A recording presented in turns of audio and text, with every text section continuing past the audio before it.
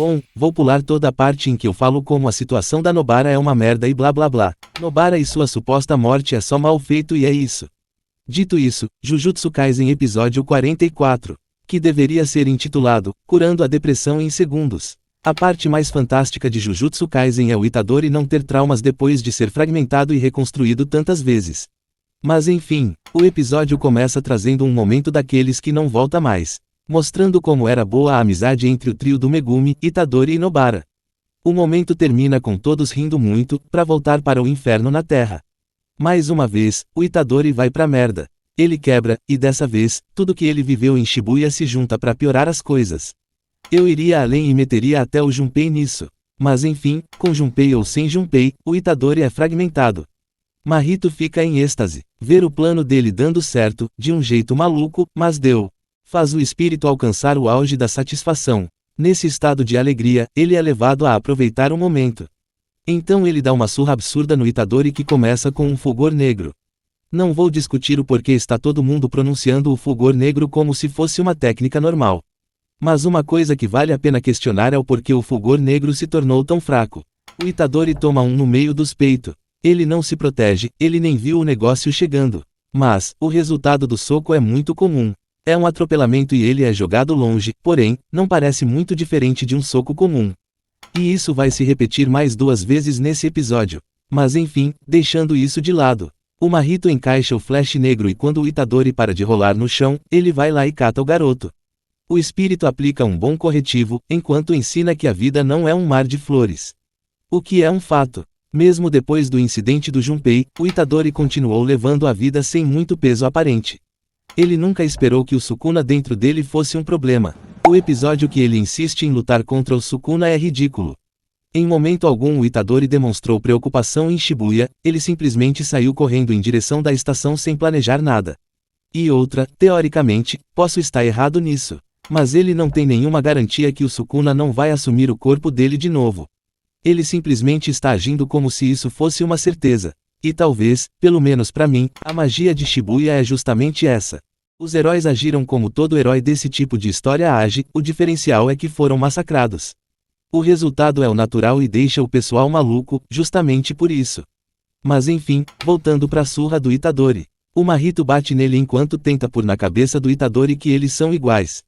O que de fato é verdade. Apesar do exemplo do Mahito ser horroroso. Somos iguais porque mato sem pensar e você salva sem pensar. Primeiro que o Itadori não salva ninguém faz um tempo. Segundo que, a sequência do discurso faz mais sentido.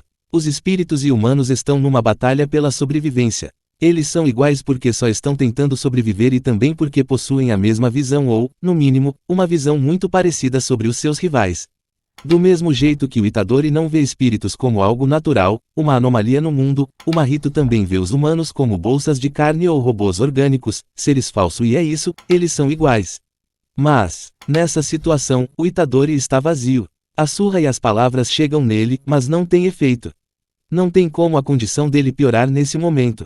O Mahito também percebe isso e decide por um fim na luta, claro que, antes de tentar partir o Itadori com uma foice, ele faz questão de avisar, que no devido tempo, aquele que já foi o seu rival mais forte, também será esquecido como todas as suas outras vítimas foram. Porém, obviamente que hoje não. O episódio mal tinha começado. Pausa na programação normal, para solicitar o like. Seja humilde, e deixe um like nessa merda. A alegria do Mahito é cortada com o bater de uma palma.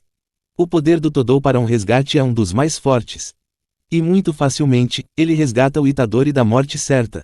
E além do resgate bem sucedido, o Todou também entrega tudo na sua entrada. O Todou é o tipo de pessoa que acha que vive em um filme. Dito isso, de onde veio o Todou? Para isso, temos um rápido retorno ao passado. Vemos o Todou e um loirinho chegando na estação de Shibuya, no térreo. E graças a isso, descobrimos que o jogo já acabou. O Geto sumiu e com ele o cubo. E não tem como ter sido a Mei Mei que derrotou o Geto e pegou o cubo, ou então, ela já teria soltado o Satoru. Supondo que não seja difícil fazer isso.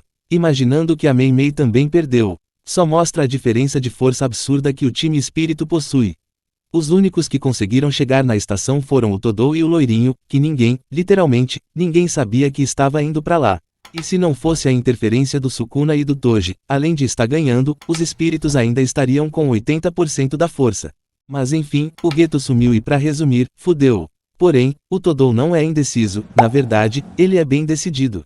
Ele vê a situação e já muda de plano. A mudança dele faz parecer que existia duas opções: continuar o resgate do Satoru, ou mudar o foco e ajudar os possíveis sobreviventes. A verdade é que só a segunda opção existe. Até porque é impossível saber onde o Geto estaria se escondendo. Dito isso, tem duas coisas interessantes nessa cena. Primeiro, o loirinho, que é claramente um aluno, mas se veste como se fosse um serviçal. E o segundo detalhe é esse mano aqui no canto. Perceba a situação: o trem chegou com vários humanos transfigurados que deram o início ao pandemônio. E no meio daquele caos, esse maluco está no estilo com a mão no bolso. Nada abala ele. Bom, voltando para o presente. O loirinho se revela como um suporte. Ele fala que cuidou da Nobara, mas que aparentemente, ela já está morta. E vou só ignorar essa parte, igual o Todou ignora. Ele quer que o mordomo cure o Itadori. E nesse momento, finalmente acontece uma interação entre Todou e Itadori. Dito isso, eu acho que o problema do Itadori foi para o lugar errado. Penso que o medo do Itadori deveria ir para um lugar onde ele fica com medo de perder mais pessoas. Nesse arco, ele está sempre atrasado. Para além da falta de força, que nem vai ser um problema. Chegar atrasado, definitivamente, é o maior problema. Ele recupera o corpo tarde demais, ele chega no Nanami tarde demais, e ele não é rápido o suficiente para salvar a Nobara. Então o medo principal do Itadori deveria ser: o Todou vai morrer, e em segundo lugar, ele deveria estar remoendo as promessas que ele fez. Promessas que ele jamais poderia cumprir. O cara não tem um mês como feiticeiro e já estava querendo fazer e acontecer em Shibuya. O cara acabou de aprender a andar de moto e já quer chamar no grau. Não que fosse fazer muita diferença. Mas, o cenário é esse. O Itadori está na merda e o Todou precisa usar toda a sua habilidade de persuasão para trazer ele de volta. O Mahito ainda tenta atrapalhar. Ao atacar o Itadori, a intenção dele era muito mais ver como o feitiço do Todou funcionava que de fato alcançar o Itadori. O Mahito reconhece o Todou assim que coloca os olhos nele, um caso raro onde personagens conversam entre si. Então ele sabe que o Todou não pode ferir ele, além de saber sobre o feitiço. E depois de experimentar na própria pele, ele fica animado. Nada melhor que enfrentar um inimigo que não pode te ferir. Mas, é aqui que começa uma aula de coach nunca antes vista no mundo. O Todou sabe todos os macetes dessa profissão. Então ele começa só falando o óbvio. Que ele e o Itadori são feiticeiros, que a Nobara e o Nanami também eram feiticeiros. Então ele diz que não é questão de punição ou castigo. Essa frase é importante porque ele vai se contradizer mais na frente. Mas antes disso, ele se contradiz ao dizer: enquanto estivermos vivos, os feiticeiros mortos não serão derrotados. Porém, alguns segundos depois, ele diz que é um absurdo procurar sentido nas mortes dos derrotados. Mas aí, para não ser percebido, ele joga outra contradição por cima. Ele volta e diz que o único castigo de um feiticeiro é a obrigação de continuar lutando por aqueles que morreram. Ele finaliza dizendo que o Itadori deve pensar no que o Nanami e a Nobara deixaram para ele. Mas é uma questão que ele não quer uma resposta, tanto é que ele diz: se você não pode me responder agora, não tem problema, mas continue lutando.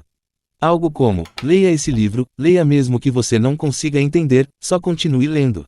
Pra mim não faz sentido, mas funcionou para o Itadori. E com o ânimo renovado, o loirinho chega junto para dar um passe nele. Momento em que o seu poder é explicado.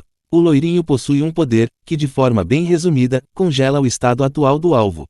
Todos os ferimentos do Itadori receberam uma super dipirona. Os sangramentos vão parar e as dores vão diminuir. Porém, o efeito só funciona nos machucados anteriores. O feitiço não impede que ele receba novos machucados, como também não vai ter efeito sobre eles. Ou seja, os machucados que ele recebeu não vão se agravar. E ele congelou a Nobara também. Outra coisa interessante sobre o Lourinho: ele é irmão da Nita. Agora, porque ele está em Tóquio e ela em Kyoto, já não vou saber. Mas é isso: enquanto o Itadori passa pelo tratamento, o Todou mantém o Mahito ocupado. A cura do Itadori também não foi algo demorado. Além do foco do Mahito está em outro lugar. Depois de experimentar o fulgor negro, ele está naquele estado de perfeição onde usar energia amaldiçoada é como respirar. Essa sensação de poder permitiu ao Mahito enxergar um caminho de evolução. E o foco dele está nisso. Agora que ele sabe que pode evoluir, ele está buscando uma inspiração que permita essa evolução. Nessa de ficar viajando sobre o novo nível de poder, ele ignora o seu entorno e é pego de surpresa quando o Todou troca de lugar com o Itadori. E aí, não teve segredo.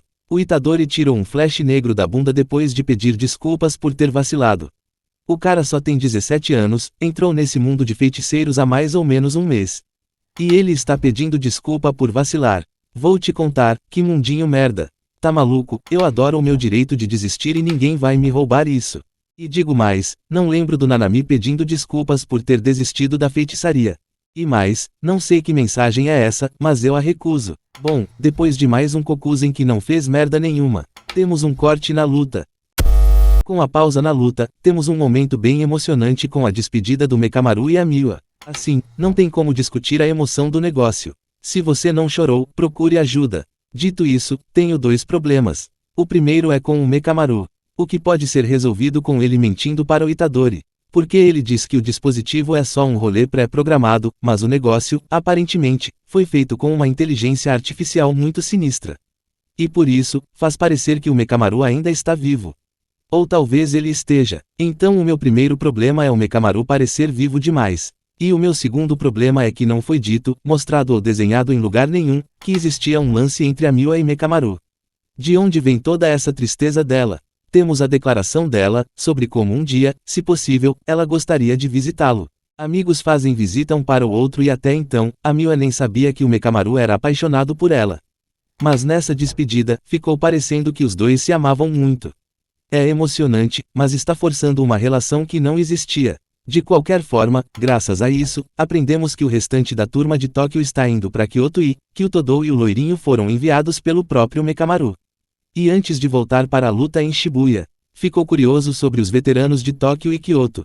Essa limitação de personagens tem suas vantagens e desvantagens. Mas enfim, saindo da Miwa e o seu choro de cinema. Voltamos para Shibuya onde o pau está torando. O loirinho foi embora há muito tempo com a Nobara. Então a dupla está livre para descer o braço no Mahito sem medo. O espírito também para de se segurar e começa a usar mais de suas habilidades, como a clonagem e os humanos transfigurados. Porém, a luta fica nisso. Um lado atacando enquanto o outro desvia e o lado que ataca fica revezando. Uns 10 minutos onde ninguém consegue fazer nada com ninguém. Até que o Mahito tenta separar a dupla e para isso, ele lança um humano transfigurado na forma de um trem. A coisa faz até a buzina do trem. Aí depois tem a cena do Todou desviando do Mahito, mas nem mostra como, você só ouve o bater de uma palma. Agora como ele bateu palmas aqui, fica para quem tem imaginação. Depois disso a dupla se une e o Todou surge com uma estratégia. O Itadori joga uma pedra no Mahito com toda a sua força. Então ele troca de lugar com a pedra e voa até o Mahito, numa cena muito garotas mágicas. E o meu único problema é que o Todou decide que vai usar o Kokuzen e ele usa. E além de possuir esse controle todo sobre algo que não deveria ter, mais uma vez, o golpe não faz nada ao Mahito. Beleza que mesmo que abrisse uma cratera na barriga do Mahito, não seria um dano real, mas ainda assim, era pra ter aberto uma cratera na barriga dele. Provavelmente, o apelo visual caiu por falta de tempo, por isso os flashes negros parecem tão comuns. E antes que me esqueça, durante o voo do Todou, tem um foco aleatório no pingente dele. Isso é uma dica, preste atenção ao pingente. Já adianto que vai ser algo ridículo. Mas enfim, de volta à luta. Agora que todos os três usaram o maldito flash negro. O terceiro round começa, e de entrada, Mahito usa a repulsão dos corpos criando um ninho de cobras absurdo que empurra a dupla até a superfície. Um ataque grandioso, mas que na prática, foi inútil. Ninguém saiu ferido por essa merda. Todas as camadas que separam o subsolo e a superfície foram amassados. Mas o Todou e o Itadori saíram como se tivesse pulado em minhocas de isopor. Enfim, é com esse show-off que o episódio termina. E aqui, termino o vídeo. Espero que tenha gostado, mas se não gostou, aprenda a gostar. Você chegou até aqui, forte abraço e até a próxima.